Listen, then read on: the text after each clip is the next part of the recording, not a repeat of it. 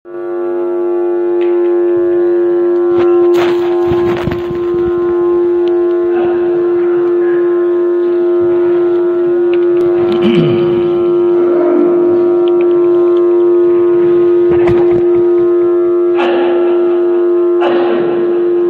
صاحبان کرام حضرات، السلام علیکم ورحمۃ اللہ تعالی وبرکاتہ۔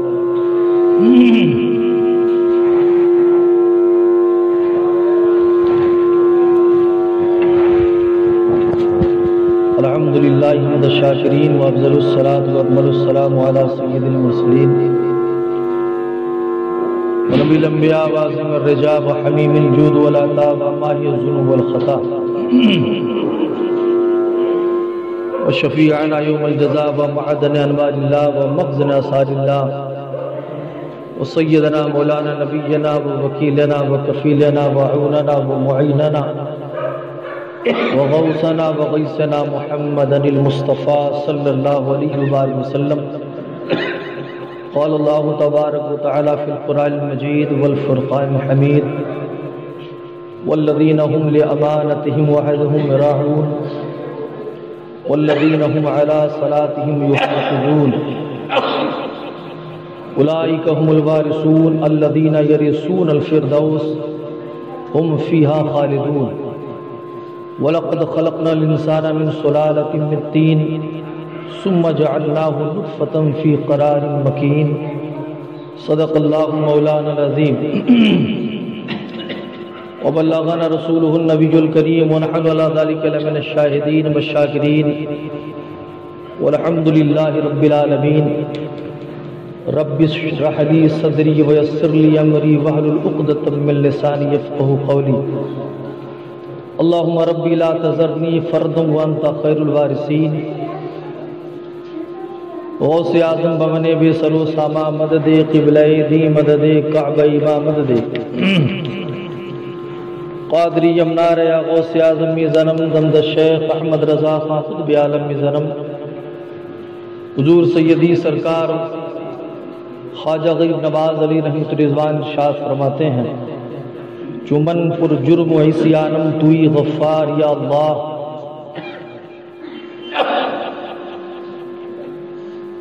چمن پر جرم و عصیانم توئی غفار یا اللہ، چمن باعیب و نقصانم توئی ستار یا اللہ۔ چنا کن از کرم برمن بنائے توبہ مستحکم، کرانم بر زبان ہر لحظہ استغفار یا اللہ۔ معین الدین آسیرا کی فی نالت بسد زاری، گناہم بخش ایمارا سلامت دار یا اللہ۔ حضور سیدی سرکار اعلیٰ حضرت ارشاد فرماتے ہیں، شب تار میں سوئی دکھلانے والے، زمیں چاند سورج کو دمکانے والے، اندھیروں سے لالو گہر لانے والے، چمک تجھ سے پاتے ہیں سب پانے والے، میرا دل بھی چمکا دے چمکانے والے۔ اور کلام الہی ہمیشہ رہے گا، جو اونچا ہے اونچا تھا اونچا رہے گا، رفعنا کا جھنڈا چمکتا رہے گا، رہے گا یوں ہی ان کا چرچا رہے گا، پڑے خاک ہو جائیں جل جانے والے۔ جو آئے سبھی کے لیے بن کے رحمت، جو دشمن کی کرتے رہے جا کر عیادت، قمیص اپنی دے دی بشان سخاوت، برستا نہیں دیکھ کر ابر رحمت، بدوں پر بھی برسا دے برسانے والے۔ اور بلاؤں سے گر چاہے بچنا بچانا، تو اشرف سے کہنا کہ نعتیں سنانا، کہ اس نے رضا سے سنا ہے ترانہ، رضا نفس دشمن ہے دم میں نہ آنا، کہاں تم نے دیکھے ہیں چندرانے والے۔ آئیے سارے سنسار کے مرکز عقیدت حضور تاجدار مدینہ صلی اللہ علیہ وآلہ وسلم کی مقدس بارگاہ میں درود پاک کا ہدیہ پیش کریں۔ اللہم صلی علی سیدنا مولانا محمد وآلہ وسلم، صلاۃ و سلام علیک یا رسول اللہ، صلاۃ و سلام علیک یا حبیب اللہ صلی اللہ تعالی علیہ وآلہ وسلم۔ یہ سورۃ المومنین شریف کی چوتھی قسط ہے۔ اللہ رب العزت کی عطا سے، پروردگار عالم کے فضل و کرم سے، اللہ تعالیٰ نے اپنے حبیب کے صدقے میں مجھ سراپا گنہگار کو توفیق بخشی اللہ تعالی ہم سب کی حاضری کو قبول فرمائے اور قرآن مقدس کے جملہ فیض و برکات سے مالا مال فرمائے۔ اس سے قبل آپ حضرات نے سماعت فرمایا مومنین کی شان کیا ہے، ان کی صفات کیا ہے، ان کی نشانیاں کیا ہیں۔ پہلا یہ کہ وہ اپنی نمازوں میں گڑ گڑاتے ہیں، نماز خشوع اور خضوع کے ساتھ پڑھتے ہیں۔ دوسرا یہ جو کسی بیہودہ بات کی طرف التفات نہیں کرتے، اور تیسرا جو اپنے مال کی زکوٰۃ ادا کرتے ہیں۔ چوتھا یہ وہ اپنی شرمگاہوں کی حفاظت کرتے ہیں۔ اللہ رب العزت جس بندے کو توفیق عطا فرمائے ان تمام نیکیوں پر وہ مکمل طور سے جب اس پر عمل پر پیرا ہوتا ہے تو اللہ رب العزت نے قرآن مقدس میں اس کو مکمل مومن فرمایا ہے۔ اللہ تعالی ہم سب کو بھی نیک عمل کرنے کی توفیق عطا فرمائے۔ ایک اللہ کی مقدس ولی سے، ایک اللہ کے بزرگ سے کسی نے پوچھا یہ بتائیں مومن اور غیر مومن میں کیا فرق ہے، مومن اور غیر مومن میں کیا فرق ہے؟ تو صلی اللہ والے نے اللہ کے مقدس ولی نے جواب دیا کہ غیر مومن جو ہوتا ہے وہ اپنی مرضی سے کام کرتا ہے، اس کے جو سمجھ میں آئے، جو دل اس کو کہے وہی کرتا ہے، دماغ نے اس کو جو جواب دیا وہی سب کر لیتا ہے، دل نے جو کہا وہ وہی کرتا ہے۔ اور مومن وہ ہے کہ اپنی ساری زندگی اللہ کی مرضی پہ گزار دیتا ہے۔ مومن کی شان یہ ہے اللہ رب العزت کی مرضی پر، اس کی رضا پر اپنی زندگی کو گزار دیتا ہے۔ اللہ تعالیٰ جس چیز میں راضی ہو وہی وہ کرتا ہے۔ اس لیے فرمایا گیا کہ مومن اور غیر مومن میں اس اللہ کے ولی نے بہت اچھا خط امتیاز کھینچ کر بتا دیا، یہ مومن ہے، یہ غیر مومن ہے۔ اللہ اکبر۔ اب فرمایا گیا اگر ہم اللہ کی مرضی کے مطابق چلتے تو آج ہمارے سروں پر گناہوں کا بوجھ نہ لدا ہوتا۔ اگر ہم اللہ رب العزت کی مرضی کے مطابق چلتے تو ہم اپنی آنکھوں پر کجریوں کے حسن کے پردے نہ ڈال لیے ہوتے، ہماری زبانیں اپنے بھائیوں کی غیبت سے نہ بھری ہوتی۔ اگر ہم اپنے رب کی مرضی پر چلائے ہوتے تو آج ہم کسی کافر کے سامنے نہ ہاتھ جوڑ کے کھڑے ہوتے، نہ ہاتھ پھیلا کے کھڑے ہوتے، بلکہ اللہ کے حضور اپنے ہاتھوں کو اٹھا کر گڑ گڑا کے روتے اپنی مغفرت کی دعائیں مانگتے اور پروردگار عالم سے اپنی دل کی بیتی ہوئی بات اپنے رب کے حضور رکھتے، چاہے وہ کسی اعتبار سے ہو۔ اگر اللہ رب العزت کی مرضی کے مطابق ہم چلتے تو آج ہم اس دنیا میں روئے زمین پر اور جو حالات ہمارے اس حالات سے نہ ہم گزرا کرتے۔ اس لیے فرمایا مومن اور غیر مومن میں یہی فرق ہے کہ ہم مومن وہ ہوتا ہے جو اللہ کی مرضی کے مطابق زندگی گزارتا ہے، اور غیر مومن وہ ہوتا ہے جو اپنے مرضی سے زندگی گزارتا ہے۔ آج ہمارا اور آپ کا یہ معاملہ ہو گیا کہ ہمارے اندر صرف دعوے محبت کے سوا کچھ نہ رہا۔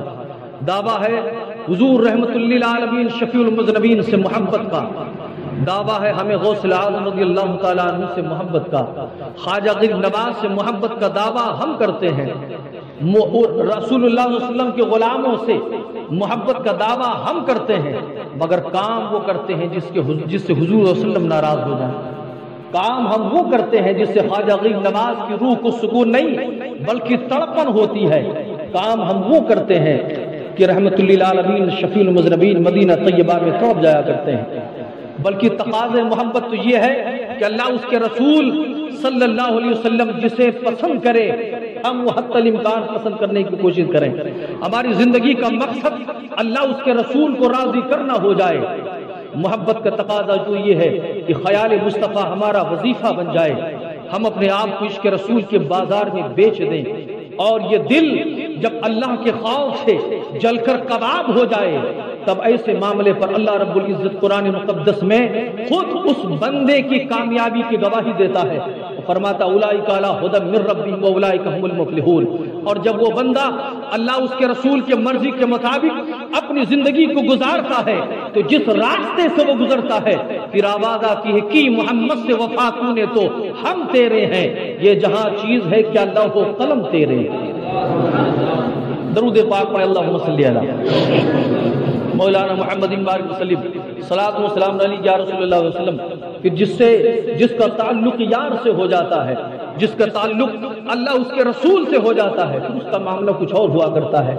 ایک بادشاہ نے اعلان کروایا، اپنے عوام میں قحط سالی پڑ گئی، غلے کی کمی ہو گئی، کھیتی نہ ہوئی، افراتفری مچ گئی، ہاہاکار مچ گیا۔ بادشاہ نے اعلان کروایا کہ جو 2 روٹی کھاتا تھا اب وہ 1 روٹی کھائے، جو 1 روٹی کھاتا تھا آدھی روٹی کھائے، کیونکہ غلہ ختم ہو گیا، اب آٹے میسر نہیں ہے۔ اللہ اکبر، ایک کوہرام سمجھ گیا، وہیں پر ایک اللہ کا محبوب بندہ رہتا تھا، اس نے اپنے مرید سے کہا جاؤ اعلان کر دو کہ جس کو روٹی اور جس کو غلے اور آٹے کی ضرورت ہو وہ میری بارگاہ میں آ جائے، اسے غلہ بھی ملے گا، روٹی بھی ملے گی اور اسے اناج بھی ملے گا، ضرورت کے سامان بھی ملیں گے۔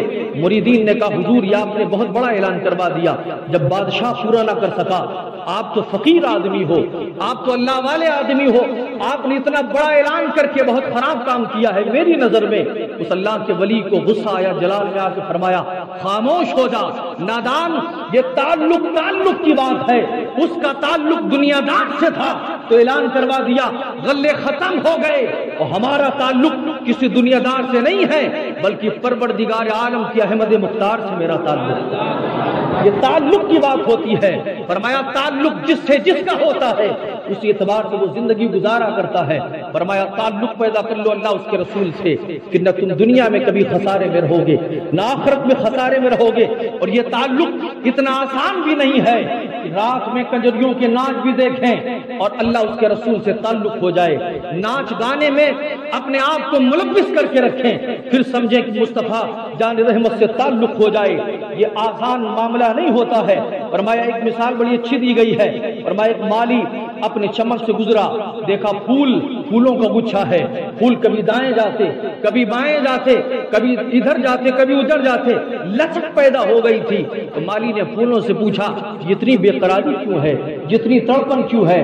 تو پھولوں نے کہا تھا اے مالی میں چاہتا ہوں مجھے یار سے ملا دے، سبحان اللہ، مجھے یار سے ملا دے، میں اپنے محبوب کے گلے لگنا چاہتا ہوں، میں اپنے محبوب کے قریب ہونا چاہتا ہوں، اس کے سانسوں میں سانسیں ڈالنا چاہتا ہوں، مجھے میرے محبوب کے قریب کر دے، میں اس کے سینے سے لگ جاؤں، اس کے دل کے قریب ہو جاؤں۔ تو مالی نے کہا یہ معاملہ اتنا آسان نہیں ہوتا ہے کہ محبوب کے قریب ہو جاؤ، محبوب کے سینے سے چمٹ جاؤ، محبوب کا قرب تمہیں مل جائے۔ اگر محبوب سے ملنا چاہتے ہو اور اس کے گلے لگنا چاہتے ہو تو مالی نے کہا سب سے پہلے تمہیں اپنی گردن کٹوانی پڑے گی، سب سے پہلے تمہیں اپنی گردن کٹوانی پڑے گی۔ کہا مجھے منظور ہے گردنیں کاٹ دے۔ مالی نے پھولوں کی گردنیں کاٹنی شروع کی، تمام پھول کو اپنی جھولی میں سمیٹ لیا، جب لے کر چلا پھر پھولوں نے کہا اب تو میرے یار کے گلے مجھے لگوا دے، اب تو میرے محبوب کے قریب مجھے کر دے۔ تو مالی نے کہا ابھی اتنی آسان نہیں ہے، ابھی صرف گردن کٹی ہے، ابھی تو سینہ چھدنا بھی باقی ہے۔ اللہ اکبر، کہا ابھی سینہ چھدنا بھی باقی ہے، ابھی سوئی چلے گی، پھر دھاگا لگے گا، دھاگا لگنے کے بعد پھر وہ مقام ملے گا کہ تجھے محبوب کے گلے کا ہار بنایا جائے، سبحان اللہ، پھر تجھے حبیب کے قریب لایا جائے گا۔ اللہ اکبر و کبیرہ، جتنا آسان معاملہ نہیں ہوتا ہے۔ حضرات محترم، حضور تاجدار مدینہ صلی اللہ علیہ وسلم، مجھے ایک واقعہ یاد آتا ہے۔ آقا کریم صلی اللہ علیہ وسلم کے زمانے میں ایک نوجوان تھا اور نوخیز نوجوان تھا، ابھی نئی نئی شادی ہوئی، شادی ہونے کے بعد عشاء کا وقت تھا، حضور تاجدار مدینہ صلی اللہ علیہ وسلم کی مقدس بارگاہ میں حاضر ہوا، آقا نے عشاء کی نماز پڑھائی، پیچھے نماز پڑھا، پڑھنے کے بعد آج اس کی سہاگرات کی شب زفاف کی، حضور تاجدار مدینہ صلی اللہ علیہ وسلم کا طریقہ مقدس یہ تھا، نماز کے بعد آپ مصلی امامت سے مقتدین کی طرف اور مسلین کی طرف اپنا چہرے انور کر کے ان کو نصیحت فرمایا کرتے تھے، خطاب کرتے تھے۔ حضور تاجدار مدینہ خطاب کر رہے ہیں، وہ بندہ بیٹھا نوجوان سن رہا ہے، وقت گزرتا گیا، آدھی رات ہو گئی، آج اس کی سہاگ رات بھول گیا میری شادی ہوئی ہے۔ اللہ اکبر، تو وہ دہا والا مکھڑا جس کے نظر کے سامنے ہو جائے، وہ لیل والی زلفیں جس کے نظر کے سامنے ہو جائیں، پھر وہ بھول جاتا ہے میرے آگے پیچھے کیا ہے۔ اعلیٰ حضرت تبھی تو فرماتے ہیں تیرے قدموں میں جو ہے غیر کا منہ کیا دیکھے، کون نظروں میں جچے دیکھ کے طلبا تیرا، سبحان اللہ، کون نظروں میں جچے دیکھ کے طلبا تیرا۔ آدھی رات گزر گئی، حضور تاجدار مدینہ نے دعا فرمائی، دعا فرمانے کے بعد آپ نے نظر اٹھا کر دیکھی نوجوان کی طرف اور اس سے کہا تیری تو آج شب زفاف ہے، تیری تو آج سہاگ رات ہے، جا تیری بیوی تیرا انتظار کر رہی ہوگی۔ وہ نوجوان اٹھا، نبی پر درود پڑھتا ہوا، اور مدینے کے باہر اس کا گھر تھا، وہ چلتا چلا گیا، وقت گزرتا گیا، وقت اور گزر گیا، دروازے پر دستک دی، بیوی نے دروازہ کھولا، اندر گیا، آج پہلی رات ہے، نوجوان قریب ہوا، ابھی گھونگھٹ تک ہاتھ نہیں اٹھا تھا، اور یہ قریب تھا کہ گھونگھٹ اٹھاتا اور اجنبیت ختم ہوتی، ایک دوسرے کو جانتے، کچھ ہم کلام ہوتے، کچھ باتیں ہوتی، کہ کان میں بلال حبشی کی آواز مجھے مدینے سے آواز دے رہے تھے کہ نبی نے بلایا ہے، میدان کارزار میں چلنا ہے، اپنے آپ کو تیار کر لو۔ نوجوان نے یوں ہاتھ کھینچ لیا اور کھڑا ہو گیا، تلوار کی طرف جب ہاتھ بڑھایا، بیوی نے قدموں میں باہیں ڈال کر کہا او میرے شوہر نامدار، آج تو پہلی رات ہے، مجھے چھوڑ کے کہاں جاتا ہے؟ تو نے گھونگھٹ اٹھا کے میرا چہرہ بھی نہ دیکھا، ہم کلامی کا ہم کلام بھی نہ ہوئے، پھر مجھے چھوڑ کر کہاں جاتا ہے؟ نوجوان نے دامن چھوڑا کر کہا اگر میں تیرا سرتاج ہوں تو میرا سرتاج مدینے والے ہیں، سبحان اللہ، میرا سرتاج مجھے بلا رہے ہیں، ایک نہیں میں کروڑوں راتیں اپنے مصطفیٰ کے بلاوے پہ قربان کر سکتا ہوں۔ نوجوان چلا ہے، جانے کے بعد صبح کی سفیدی نمودار ہوئی، میدان کارزار میں نوجوان پہنچتا ہے۔ صحابہ کرام فرماتے ہیں میرے آقا کا طریقہ مقدس یہ تھا کہ جب صحابہ جنگ لڑتے تھے تو حضور ایک اونچے مقام پر کھڑے ہو کر صحابہ کو دیکھتے اور سب پر نظر رحمت فرماتے تھے، لیکن فرماتے ہیں آج تیور بدلے ہوئے تھے، کسی کی طرف نظر مصطفیٰ نے اٹھائی ہے، ساری کی ساری نظر اس نوجوان پر لگی ہوئی تھی۔ اللہ اکبر، جنگ ہو رہی ہے، اس نوجوان زخموں میں چور ہو گیا، ایک نیزہ سینے پر لگا، سینے سے پار ہو گیا، زمین پر وہ نوجوان گر گیا اور اپنے کوہنیوں کے بل مصطفیٰ جان رحمت کی طرف کھسٹنے لگا۔ صحابہ کہتے ہیں نوجوان تو اس حالت میں کدھر جاتا ہے؟ کہا جس کے لیے میں نے اپنی شب زفاف قربان کی ہے، میں چاہتا ہوں اس نبی کے قدموں میں میری جان نکلے۔ اللہ اکبر، اس نبی کے قدموں میں جان نکلے۔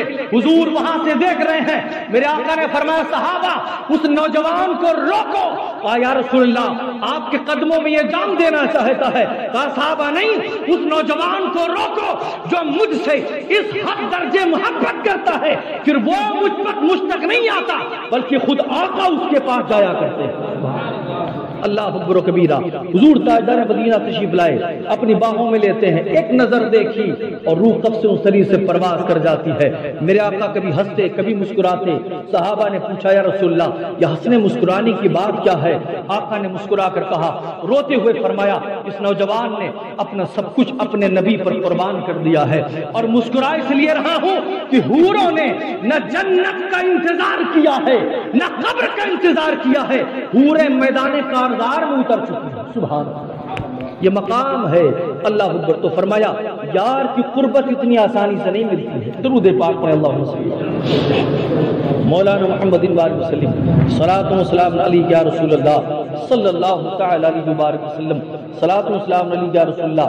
یہاں تک آپ نے سماعت فرمایا اور فرمایا اللہ رب العزت آگے ارشاد فرماتا ہے والذین هم لامانتهم وعہدہم، اللہ راعون، پروردگار عالم فرماتا ہے جو اپنی امانتوں اور اپنے عہد کی رعایت کرتے ہیں، یعنی وہ مومن کی نشانی ایک یہ بھی ہے کہ وہ امانت میں خیانت نہیں کرتے ہیں، اور دوسری نشانی یہ بتائی گئی جو وعدہ کرتے ہیں اس کو پورا کرتے ہیں، وعدہ خلافی نہیں کرتے ہیں، اور فرمایا مومن امانت میں خیانت نہیں کرتا ہے۔ حدیث پاک میں آئے منافق کی 4 عادتیں ہیں۔ پہلی عادت جب بولے تو جھوٹ بولتا ہے، اور جب وعدہ کرے تو توڑ دیتا ہے، امانت دی جائے تو خیانت کرتا ہے، اور چوتھی اس کی یہ نشانی ہے بد اخلاق بد دیانت ہوتا ہے۔ یہ 4 خصلتیں جس کے اندر ہو وہ پکا منافق ہوتا ہے۔ اور امانت میں خیانت کا مطلب یہ نہیں ہے کہ آپ کے پاس کسی نے سامان رکھا آپ نے اس میں خیانت کر دی، یہ بھی خیانت ہے۔ امانت میں خیانت یہ بھی ہے کہ بغیر اجازت کسی کے گھر کی تانک جھانک کرنا، بغیر اجازت کسی کے سامان کو تکنا دیکھنا، جب بغیر اجازت، آج تو یہ موبائل کا زمانہ ہے، بغیر اجازت کسی کے موبائل کو ٹٹولنا دیکھنا، یہ بھی امانت میں خیانت ہی ہے، یہ بھی امانت میں خیانت ہے۔ یہاں تک کہ حضور تاجدار مدینہ فرماتے ہیں، المستدرک للحاکم کی حدیث ہے، حضور نے فرمایا قال رسول اللہ صلی اللہ علیہ وسلم من نظر فی کتاب اخیہ بغیر اذنہ فانما ينظر فی النار۔ حضور اکرم فرماتے ہیں جو اپنے بھائی کے خط کو بغیر اس کی اجازت کے دیکھے تو فرمایا گویا وہ آگ کی طرف دیکھ رہا ہے، وہ آگ کی طرف دیکھ رہا ہے، یعنی بغیر اجازت اس کے خط کو بھی وہ نہیں دیکھ سکتا ہے۔ یہ بھی امارت میں خیانت ہے۔ کہتے ہیں کہ امارت میں خیانت مومنین نہیں کرتے اور وعدہ خلافی بھی نہیں کرتے۔ وعدہ خلافی کیا چیز ہوتی ہے؟ اب حضور تاجدار مدینہ کی حدیث پاک ہے، اب حدیث پاک سن کر آپ سماعت فرما لیں گے، سمجھ جائیں گے حدیث پاک میں حضور تاجدار مدینہ نے وعدہ خلافی کو کیا فرمایا ہے۔ فرمایا ان زید بن ارقم رضی اللہ تعالیٰ عنہ قال قال رسول اللہ صلی اللہ علیہ وسلم ليس الخلف ان يعد الرجل ومن نيته ان يفيا ولكن الخلف ان يعد الرجل ومن نيته ان لا يفيا۔ حضور تاجدار مدینہ صلی اللہ علیہ وسلم ارشاد فرماتے ہیں وعدہ خلافی یہ نہیں ہے کہ جب کوئی بندہ وعدہ کرے تو اس کی نیت پورا کرنے کی ہو، بلکہ وعدہ خلافی یہ ہے کہ جب وعدہ کرے تو وعدہ کرتے وقت یہ نیت کرے کہ میں اس وعدے کو پورا نہیں کروں گا، یہ وعدہ خلافی، اس کو وعدہ خلافی کہتے ہیں۔ یہ نہیں کہ کوئی بندہ اگر وعدہ کر رہا ہے کہ میں فلاں جگہ آپ سے ملاقات کروں گا اور اس کے اندر یہ نیت ہے میں ضرور آؤں گا، پھر کوئی معاملہ پیش آ گیا نہیں آ سکا تو فرمایا یہ وعدہ خلافی نہیں ہے، بلکہ وعدہ خلافی یہ ہے کہ وہ وعدہ کیا اور وعدہ کرتے وقت یہ نیت اس نے کی کہ میں اس وعدے کو پورا نہیں کروں گا، فرمایا اسے وعدہ خلافی کہتے ہیں، اسے وعدہ خلافی کہتے ہیں۔ تو فرمایا مومنین نہ امانت میں خیانت کرتے ہیں اور نہ وعدہ خلافی کیا کرتے ہیں۔ اب فرمایا آگے اللہ رب العزت نے والذین هم علی صلاتهم یحافظون، اور مومنین وہ ہیں جو اپنی نمازوں کی نگہبانی کیا کرتے ہیں، اپنی نمازوں کی نگہبانی کیا کرتے ہیں۔ اب نگہبانی سے کیا مطلب ہے؟ نگہبانی سے کیا مطلب؟ علماء کرام محسن کرام ارشاد فرماتے ہیں یعنی وہ اپنی نماز، ساری نماز، 5 وقتہ نماز اور نماز جمعہ، عیدین، فرائض، واجبات، سنن، نوافل، محبت اور شوق اور ذوق کے ساتھ ان کے وقت پر شریعت کے حساب سے خشوع و خضوع کے ساتھ پڑھتے ہیں، اسی کو نماز کی محافظت کہا کرتے ہیں، اسی کو نماز کی محافظت کہا کرتے ہیں۔ یہ نہیں کہ صرف جمعہ نماز پڑھنے کے لیے چلے آئے، جمعہ نماز پڑھ لی اور عید جب آئی تو جو سال بھر نماز نہیں پڑھتا سب سے آگے وہ بیٹھا رہے، سب سے بڑا نمازی وہ ہے، اللہ اکبر کبیرہ۔ حدیث مقدس میں فرمایا کہ سب سے بڑا خائن وہ ہے جو نماز پوری اور صحیح سے نہیں ادا کرتا۔ حضرت عبداللہ ابن مسعود رضی اللہ تعالیٰ عنہ فرماتے ہیں قیامت کی نشانیوں میں سے ایک نشانی یہ بھی ہے کہ نمازوں کا خشوع ختم ہو جائے گا، امانت داری ختم ہو جائے گی، یہاں تک کہ نمازیں ختم ہو جائیں گی۔ آج کیا ہے، لوگ نماز پڑھنے آتے ہیں ایسا لگتا ہے ورزش کرنے آ رہے ہیں۔ جمعہ کی نماز جتنی جلدی ہو سکتا ہے ایسا لگتا ہے کہ کتنی جلدی امام صاحب سلام پھیرے وہ مسجد سے رخصت ہو لیا جائے، اتنی بھاگم بھاگی پڑی رہتی ہے۔ اور حالت یہ ہے نماز اس طرح پڑھتے ہیں کہ دیکھا جاتا ہے نماز پڑھ رہے ہیں کہ ورزش کر رہے ہیں، کھٹا کھٹ نماز پڑھے، مولوی صاحب مولانا صاحب امام صاحب نے سلام پھیرا، نہ دعا ٹھیک سے مانگی، نہ سنتیں پڑھی، نہ سنتیں غیر موقدہ ہو کہ موقدہ ہو، نہ نوافل پڑھی، بس سر پٹ بھاگنے لگتے ہیں۔ حضور تاجدار مدینہ نے فرمایا مومن اور منافق میں یہی فرق ہے کہ مومنین کا تعلق مسجد سے اس طرح ہوتا ہے جس طرح مچھلی کا تعلق پانی سے ہوتا ہے، اور منافق کا تعلق مسجد سے اس طرح ہوتا ہے جس طرح پنجرے میں رہنے والے پرندے کا تعلق ہوتا ہے پنجرے سے۔ اللہ اکبر، کتنی جلدی وہ چھوٹے اور پھر سے بھاگ جائے۔ تو حضرات محترم مقصد کہنے کی یہ ہے کہ جب آپ مسجد میں آئیں تو اطمینان سکون کے ساتھ بیٹھیں، کیونکہ اللہ کا گھر ہے، اور جب مسجد سے سلام پھیرا جائے تو جو سنتیں ہوں اور جو نوافل ہوں حتی الامکان اس کو پڑھنے کے بعد اس مسجد سے رخصت ہوا کریں۔ اللہ تعالی ہم سب کو نیکی کی توفیق عطا فرمائے۔ درود پاک میں اللہم صلی علی مولانا محمد بارک وسلم، صلاۃ و سلام علیک یا رسول اللہ، صلاۃ و سلام علیک یا حبیب اللہ صلی اللہ علیہ وسلم۔ بس آخری بات سن لیں، ایسا نہیں کہ صرف فجر پڑھنے کبھی ظہر پڑھنے کبھی عصر پڑھنے کبھی مغرب پڑھ لیں، نہیں، فرمایا نماز کی محافظت اس طرح کی جاتی ہے کہ وہ 5 وقتہ نمازی نماز پڑھتا ہو اور شریعت کے اعتبار سے نماز پڑھتا ہو۔ یعنی جب وہ نماز پڑھنے کھڑا ہو، نماز کی حفاظت کا معاملہ یہ ہے۔ مفسرین کرام ارشاد فرماتے ہیں کہ جب وہ نماز پڑھنے کھڑا ہو، خشوع خضوع کے ساتھ نماز پڑھنے کھڑا ہو، نماز کے واجبات سے واقف ہو، نماز کے فرائض سے واقف ہو، کس طرح نماز ہوتی ہے وہ جانتا ہو، کس طرح نماز سے نکلا جاتا ہے وہ جانتا ہو، شین اور سین میں وہ فرق امتیاز رکھتا ہو۔ آج کا معاملہ تو یہ ہے، اب تو بہت چیز اوپن ہو گئی، کھل گئی ہے، لوگوں کو بتایا جاتا ہے، لوگ نیٹ کے ذریعے بھی سیکھ سکتے ہیں۔ ہم نے دیکھا لوگوں کو نیٹ کے ذریعے، موبائل کے ذریعے سیکھتے ہوئے شین اور سین میں فرق کس طرح کیا جاتا ہے، قاف اور کاف میں فرق کس طرح کیا جاتا ہے۔ آپ موبائل پر نچنیوں کے ناچ دیکھ سکتے ہیں، مگر اتنی توفیق نہیں ہوتی ہے کہ موبائل کھول کر اس کے اندر یہ جان سکیں کہ کس طرح عربی پڑھی جاتی ہے، تلفظ کس طرح ادا کیا جاتا ہے۔ فرمایا اگر ایک لفظ نماز میں شین کو سین پڑھ دیا اور معنی بدل گیا تو نماز سے نکل جاؤ، نماز نہیں ہوتی ہے۔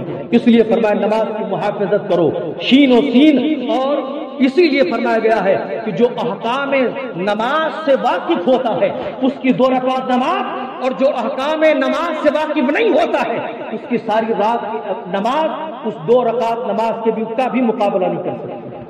اس لیے آپ سے گزارش ہے کہ جن کے شین اور قاف اور کاف اور سین میں تمیز نہ کر سکتے ہو، وہ موبائل کے ذریعے یا اپنے گھر میں جو پڑھا لکھا ہو اس کے ذریعے وہ ٹھیک کر سکتے ہیں۔ ابھی وقت ہے، ٹھیک کر لیں، پھر یہ قیامت کے دن یہ عذر نہیں ہوگا کہ مجھے کوئی بتانے والا نہ تھا، مجھے کوئی سمجھانے والا نہ تھا۔ اللہ تعالی ہم سب کو صراط مستقیم پر چلنے کی توفیق عطا فرمائے۔ اب پروردگار عالم نے آگے ارشاد فرمایا، آخری بات ہے، اللہ رب العزت ارشاد فرماتا ہے کہ جو نماز، جو مومنین ان صفتوں کے متصف ہوتے ہیں، جو یہ نشانیاں ان کے اندر ہوتی ہیں، یعنی نمازی بھی ہوتے ہیں اور اپنی فرض نماز 5 وقت کی نماز وہ پڑھتے ہیں، خشوع خضوع کے ساتھ پڑھا کرتے ہیں، اور جو اپنی شرمگاہوں کی حفاظت کرتے ہیں، لغویات سے بچتے ہیں، اور جو اپنی مال کی زکات دیتے ہیں اور اپنی شرمگاہوں کی حفاظت کرتے ہیں، جو امانت میں خیانت نہیں کرتے ہیں، وعدہ کرتے ہیں تو پورا کرتے ہیں۔ اللہ نے آگے فرمایا اولئک هم الوارثون الذین یرثون الفردوس ہم فیہا خالدون۔ تو ایسے لوگوں کو اللہ تعالی رب العزت جنت الفردوس کا وارث بنا دیا کرتا ہے، ایسے لوگوں کو اللہ جنت الفردوس کا وارث بنا دیا کرتا ہے۔ پروردگار عالم ہم سب کو صراط مستقیم پر چلنے کی توفیق عطا فرمائے اور ان تمام خصلتوں کو اپنانے کی توفیق عطا فرمائے۔ وما علینا الا البلاغ۔ السلام علیکم ورحمۃ اللہ تعالی وبرکاتہ۔